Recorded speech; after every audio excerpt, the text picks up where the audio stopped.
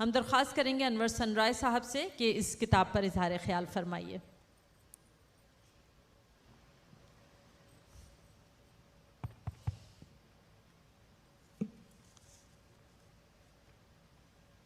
تو خواتین حضرات، یہ کتاب ہے، اس میں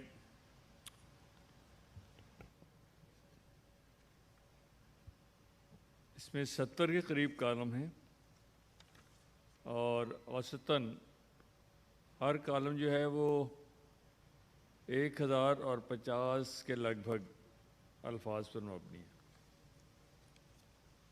اور یہ خاتون جو ہیں وہ ہیں doctor Tahira Kazmi.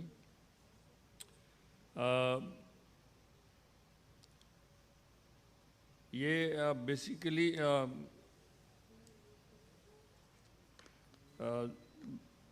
Senior doctor ہیں، اور ان کے بارے میں آگے آپ کو بتاتا ہوں، لیکن اصل بات یہ ہے کہ میری سمجھ یہ نہیں آ رہا کہ ڈاکٹر طاہرہ کاظمی اور ان کی اس کتاب کا تعارف کیسے کراؤں، بات کہاں سے شروع کروں، ایسا کیا کہوں جو آپ سب کو کتاب میں شامل کالموں کو پڑھنے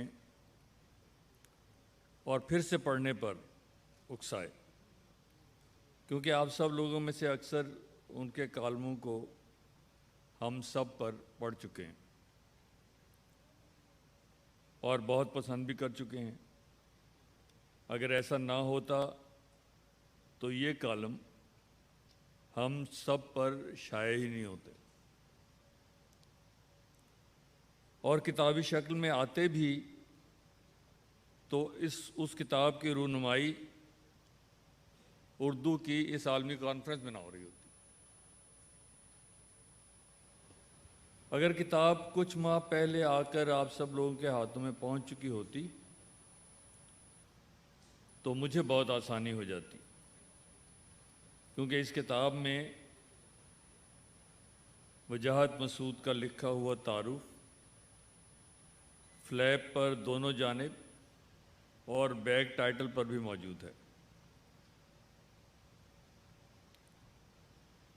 اور وجاہت مسعود تحریر و تقریر میں روایت اور جدت کا فیض صاحب والا امتزاج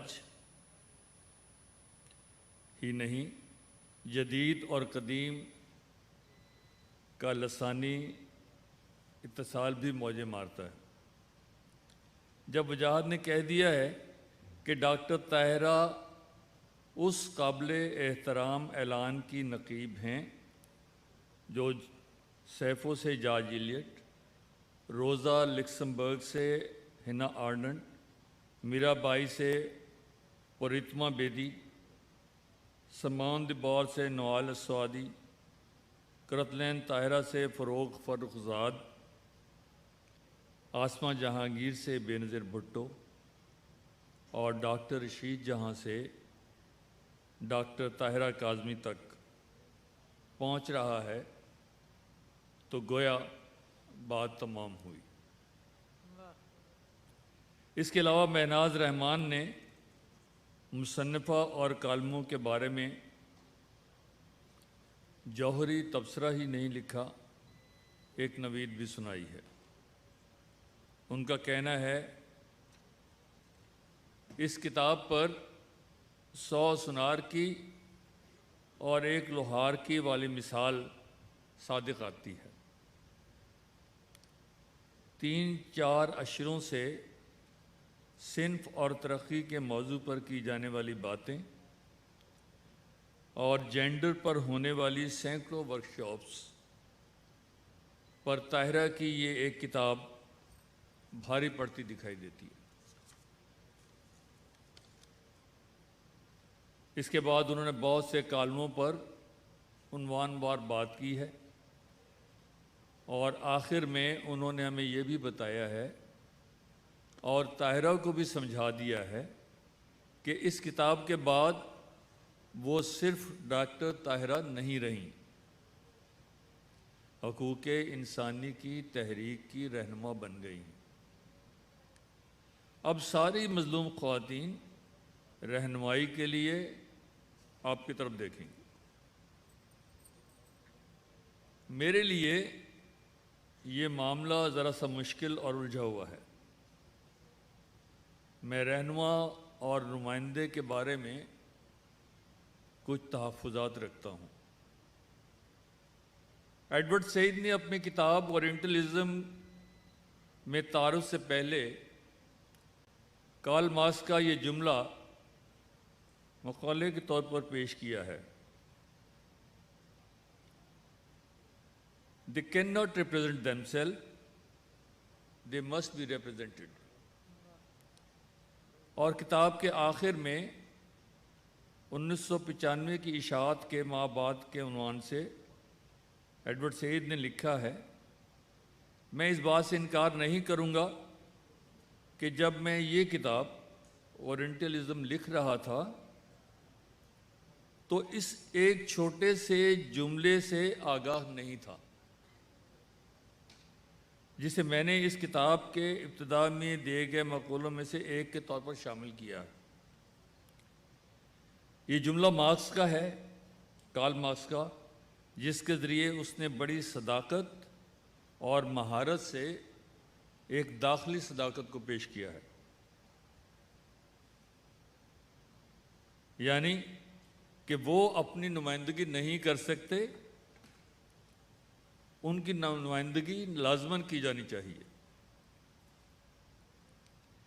اب اس بات کو گایتری چکربرتی اسپیوک کے اس سوال سے ملا کر پڑھیں: Can the subaltern speak؟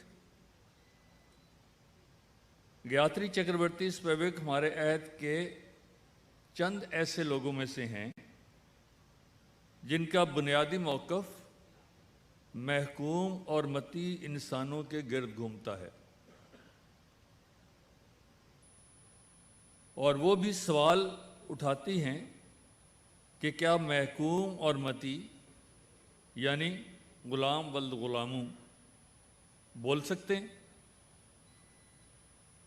Mahnaz رحمان نے اسی لیے طاہرہ کاظمی سے کہا ہے کہ اب ساری عورتیں رہنمائی کے لیے تمہاری طرف دیکھیں گی، کیونکہ تم نے بے آوازوں کی آواز بننے کا عندیہ دیا ہے۔ اور مہناز انہیں پاکستان کی مایا اینجلو بھی قرار دے رہی ہے۔ کتاب میں میرا بھی ایک نوٹ شامل ہے، لیکن یہاں مجھے آپ کو یہ بتانا ہے کہ اگر آپ نے طاہرہ کے کالم نہیں پڑھے تو اب اکٹھے دستیاب ہیں، پڑھ لیجئے۔ ہماری محترم ڈاکٹر عارفہ سیدہ کا کہنا ہے کہ ڈاکٹر طاہرہ کی تحریریں کچھ کے لیے نقصان کا نشتر ہیں اور کچھ کے تکبر کو تازیانہ۔ وہ شکر ادا کرتی ہیں کہ طاہرہ کے ضمیر کا آئینہ دھندلایا نہیں۔ افتخار عارف نے کتاب میں کہا ہے کہ کتاب کا نام شاعری کا دھوکہ دیتا ہے، لیکن پہلے صفحے سے یہ اندازہ ہو جاتا ہے کہ مسائل سنگین ہیں، حقیقی ہیں اور ہمارے اپنے ہیں۔ یہ مضامین آپ چاہیں تو انہیں کالم بھی کہہ لیں۔ ان میں پسند کا سبب بیان کے اسلوب میں ریڈیبلٹی کا عنصر ہے۔ کوئی وقتی اخباری عبارت کب ادبی تحریر بن جاتی ہے، اس کا انحصار اس بات پر ہوتا ہے کہ موضوع کو کس سطح سے دیکھ کر تحریر میں لایا گیا ہے۔ یہ عورت کا مقدمہ ہے اور ایک بالغ نظر عورت کے قلم سے۔ نیلم احمد دشی نے لکھا ہے کہ آج بھی ہماری عورت پورن بھگت کے کنویں میں الٹی لٹکی ہاتھ پاؤں مار رہی ہے اور اس کی سنوائی نہیں ہو رہی۔ ایسے میں طاہرہ جیسی لکھنے والیاں پڑھنے والوں کو چونکانے پر سینہ سپر ہو جاتی ہیں اور جرت کا پیکر بن کر اپنی بات کہنے سے کسی صورت پیچھے ہٹنے پر تیار نہیں ہوتی۔ جس معاشرے میں انصاف اور مساوات نہ ہو،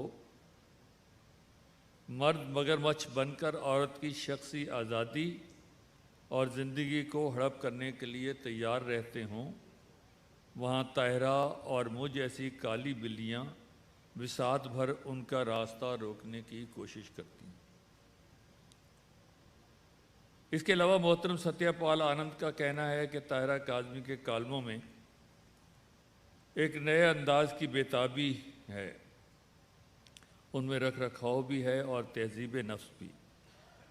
ہر قدم پر جبر و تشدد کے خلاف نبرد آزما ہونے کے لیے طوفان بننے کا عزم بھی ہے اور عمل کی آندھی بن جانے کا پیغام بھی۔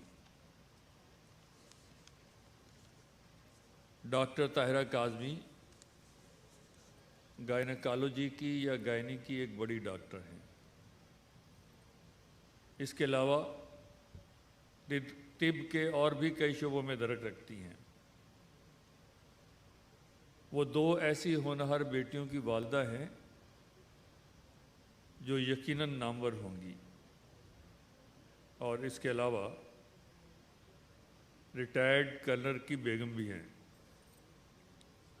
مجھے ان کے بارے میں وجاہت مسعود، مہناز رحمان، عارفہ سید، افتخار عارف، نیلم بشیر اور ستیہ پال آنند کی ایک ایک بات اور تعریف سے اتفاق ہے، اور مجھے لگتا ہے کہ تعریف کا یہ سلسلہ نہ صرف جاری ہے بلکہ جاری رہے گا۔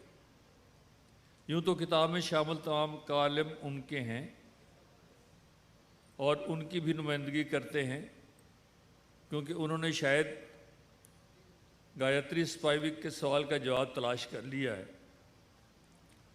اور وہ شاید اس میں ہے کہ ڈی کلاس ہونے کا مطلب صرف مادی معنوں میں ہی نہیں، ذہنی معنوں میں بھی ہو سکتا ہے۔ سوال پھر مارکس کے حوالے سے ہے کہ کیا کلاس کریکٹر یعنی طبقاتی کردار تبدیل ہوتا رہتا ہے؟ یہ بات سمجھنے کے لیے تو کسی اچھے مارکسسٹ سے ملاقات کا انتظار کرنا پڑے گا، لیکن میں آپ کو بتا رہا ہوں کہ طاہرہ کاظمی صاحبہ کا کالم مجھے عورت ہونے پر فخر ہے کئی حوالوں سے خاص ہے، اور مجھے اس کتاب کا بہترین تعارف بھی لگتا ہے۔ تو کیوں نہ طاہرہ صاحبہ سے اسے سنانے کی فرمائش کی جائے۔ مختصر سا سنا دیجیے۔